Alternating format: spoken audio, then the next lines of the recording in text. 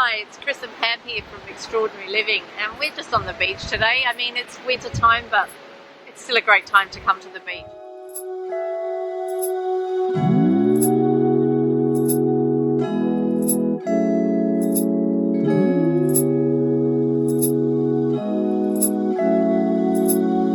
I met you here on town. It doesn't quite look so beautiful and blue and amazing like it does in the summer, but it's still a great place to be. So we thought we'd speak to you today about fear. Only we get asked a lot about how do you get rid of fear. No matter what, underlying all your emotions, fear is always sitting there.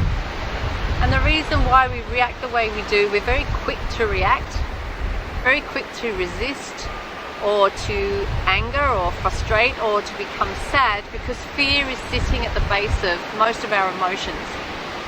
And the key is not to want to get rid of fear. Fear is actually your friend, and as crazy as that sounds, that's how you get to know yourself. If you take time to look at your fears, your resistances, your anger, your frustration, your sadness, if you just realize that that is fear-based, all of those emotions are fear-based, and you take time to actually have a look at them, ask yourself why you're feeling that way, shed some light on the fear that's there. First of all, we actually need to know it's fear that we're feeling when we're uncomfortable about something, when we resist something. When you shed light on your fears, that's when they become your friend. We all carry around shadows. That's part of living. We have these shadows from past experiences, from other people that we've carried with us all over the years, and those shadows represent a lot. We need to be able to look at those shadows and realize that they are actually serving us as long as we can shed light on why they're there. They serve us if we use them as a way to get to know more about ourselves.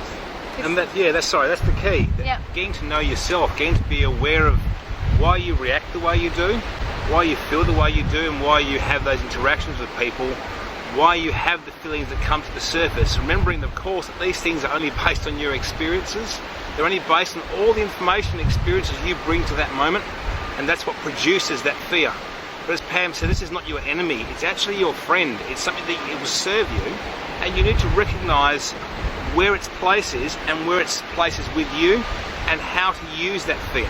The first part of it is the recognition, the acknowledgement of the fear. There's no harm, it's a very healthy practice to say, yeah, I acknowledge and recognise the fear within me at the moment, and I recognise why I'm reacting the way I do. But despite the fact that you're going out there, taking the action to get what you want, this underlying fear is holding you back. It becomes like your own little prison, and it's not serving you. So to actually shed light on it, to spend the time shedding light on it, is you getting to know yourself. It's like anything in life. If we want to become good at something, we have to really get to know a lot about it. We've got to get to know a lot about it and be prepared to learn more as time goes and as things change, as time goes by and things change, because you'll always want to keep learning and nothing stays the same. So you will spend a lot of time learning about the things you're passionate about. Well, you won't be able to be your best friend if you don't know enough about yourself. So you've got to take the time to get to know you, to study you, to find out why it is you are the way you are, what your fears are, what your strengths are. But most of all, turning those fears into strengths. Absolutely, and embracing these things too, like, have a look at yourself, have a laugh at yourself, and be human and say, it's okay to react the way that I do. And sure, it's confronting at first, but surely these are the things that you might want to do when you're wanting to make steps towards getting to know yourself a bit better, making steps towards perhaps some more growth.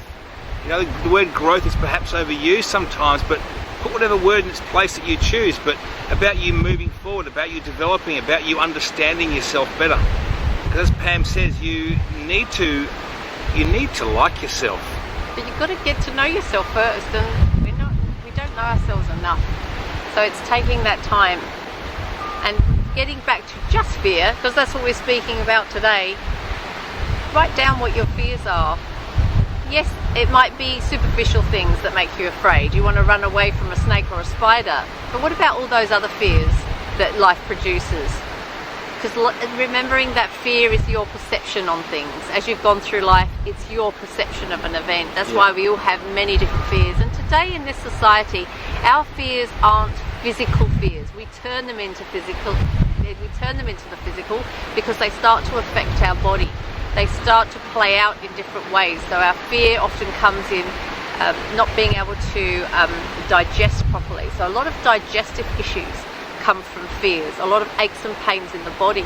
Whenever I speak to somebody about their fears, they touch a part of their body where they hold fear, whether it's the base of the spine, the neck, the chest, the lungs, or the stomach. There's a place where we hold our fear and it plays out physically.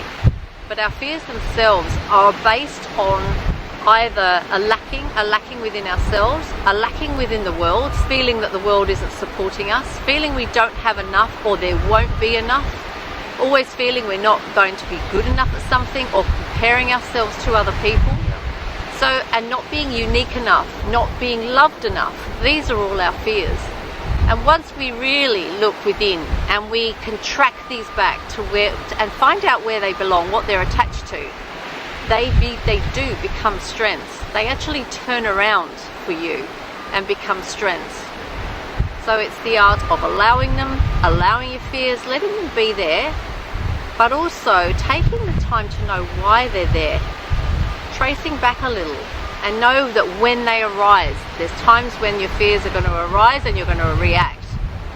And it's then that you need to really do the work and look within and make the changes that you need to make. Your eyes I always remember. I wrote you on and on.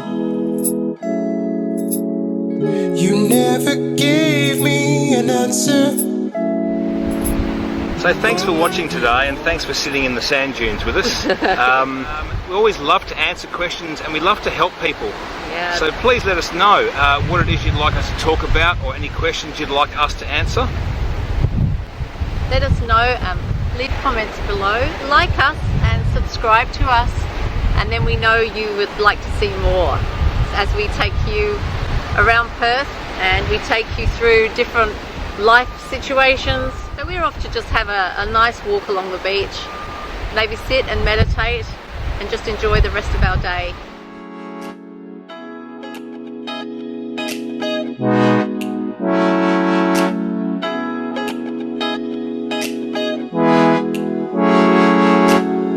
I didn't know it was over.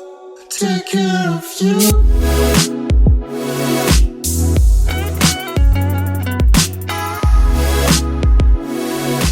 So we'll be putting out videos weekly, and we'd really like you to come along on our journey and be part of it, because we're doing this for you. So thanks for listening. We'll see you next time. Thanks, bye-bye. Bye. Bye.